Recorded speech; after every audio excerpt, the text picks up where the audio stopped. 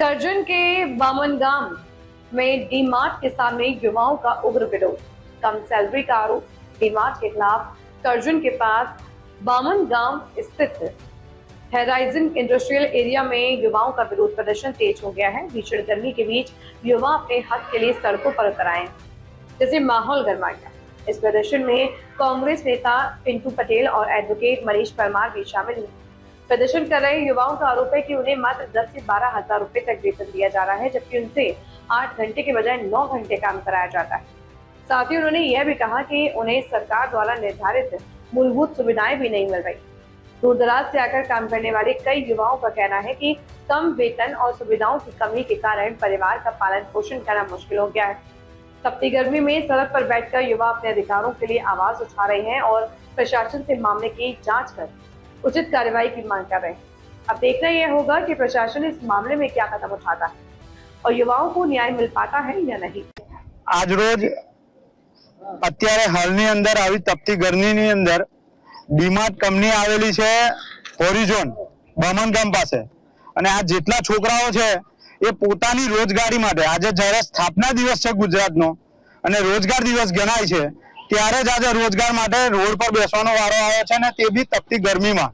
તો તમે વિચારી શકો કે જે સિટીની અંદર ડીમાર્ટ ચાલી રહ્યું છે ત્યાં આગળ લોકો હવસે ને હવસે બધી ખરીદી કરતા હોય છે, પણ એ જે જગ્યાએ પ્રોડક્શન થાય છે તે જ જગ્યાએ લોકોનું શોષણ થાય છે અને એ જ છોકરાઓનું શોષણ થાય છે, અને એ છોકરાઓ શોષણને કારણે પોતાની રોજગારી માટે અત્યારે અહીંયા રોડ પર તપતી ગરમીની અંદર નીચે બેઠા છે। અને આ દિન સુધી અને અત્યાર સુધી જે એમની પર વીતી છે એ પણ આ વીતી ખરેખર જાણવા જેવી છે, અને દરેક છોકરાઓને આ પરિસ્થિતિનો સામનો કરવો પડે છે। સિક્યુરિટી 12 કલાક જ્યારે નોકરી કરતો હોય છે ત્યારે એને 12,000 પગાર આપવામાં આવે છે। 8 કલાકનું કહીને એમને 9 કલાક કામ કરાવવામાં આવે છે ડીમાર્ટ કંપની દ્વારા, અને 8 કલાકનો રોજગાર આપવામાં આવે છે, તે પણ સરકાર માન્ય નહીં। સરકાર માન્ય જે રોજગાર છે એ મળતો નથી પૂરેપૂરો।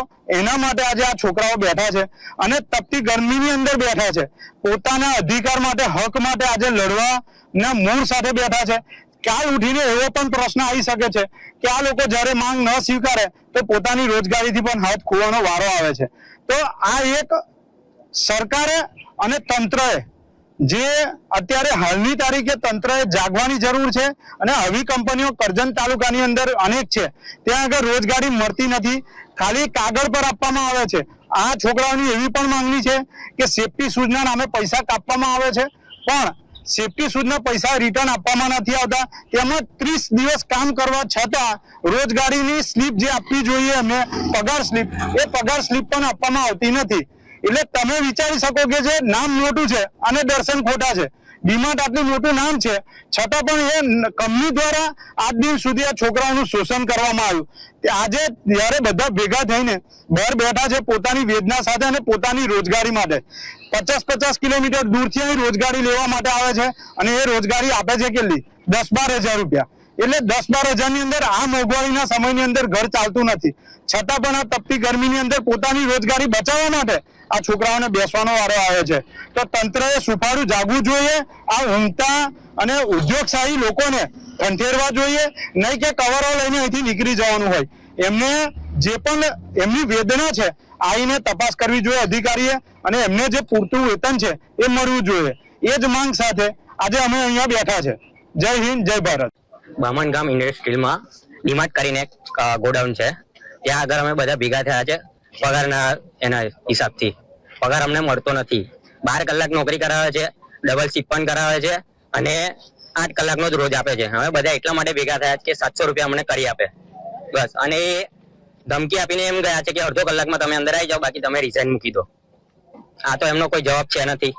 અમને અમારો ન્યાય મળવો જોઈએ, બસ, બીજી કોઈ માંગ નથી। અમારો પગાર જ જોઈએ, સેલરી મળવી જોઈએ। શું નામ છે આપનું? કૃણાલ।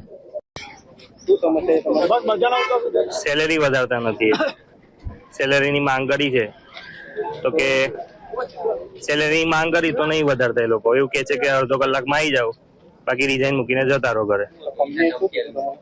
આવું જ કીધું, ધમકી આપી છે, સેલેરીની વાત કરી, સેલેરી ઓછી મળે છે। સેલેરીની વાત છે પર ડે 700 રૂપિયા કરી આપો। 9 કલાકથી વધારે કામ કરવામાં આવે છે અને પગાર 8 કલાકનો આપવામાં આવે છે અને 9 ની ઉપર 12 કલાક બી કરે છે, ડબલ શિફ્ટ બી કરાવે છે અને પગાર 8 જ કલાકનો આપે છે. તો કંપની સામે શું માંગ છે તમારી? અમારી માંગ એક છે, જે સરકારનો વિરોધ છે તે અમને આપો. નામ? નામ મહેન્દ્ર.